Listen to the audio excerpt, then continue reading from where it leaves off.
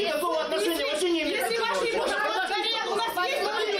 Вот эти люди стоят и работают. Осыған дейін Адем 2, Адем 3 орталықтары пайдалануға берілген. Онда 342 адам жұмысын жалғастырып жатыр. Бірақ олардың ешқайсысы да әлі күнге өтемақы ала алмаған.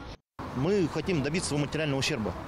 Өрттің негізгі кінәлілері Адемнің әкімшілігі. Біз басқа орталық салмасын, орын алмаймыз деп жатқанымыз жоқ. Бәрі бола берсін. Тек бізге өрт кезіндегі материалдық шығынымызды өтеп берсін. Біз сол үшін соттасып жатырмыз. Біздің талабымыз тек өрт аудиті.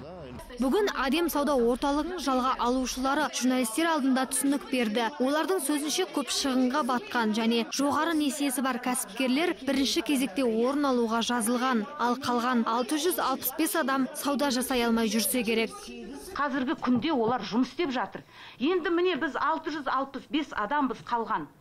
Біздің екінші Адемде орнымыз жоқ. Үшінші Адемде орын жоқ. 6 квадратқа біз талап еткен жоқпыз. Ол енді қашанғыға дейін созылады? Уже май, июнь, июль өтті. Бізге де жұмыс орын тиюға тиісті емес пе? Солай емес пе?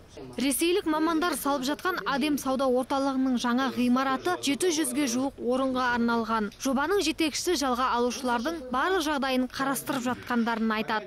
Уже более еще устаревшая модель, у нас уже...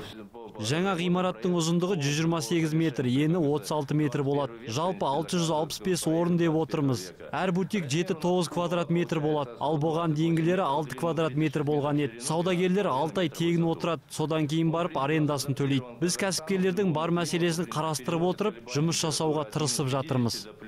Естеріңізге салсақ, сәуір айының 26 күні кешке Адем 1 сауда орталығының 25 мың шаршы метрін өрт шалған. Онда 1685 бутик жанып кетіп, 1125 жалға алушы шығынға батқан болатын. Ақбота Мұсабек қызы Жанат Абдрахманов, Қазақ Ньюс, Алматы.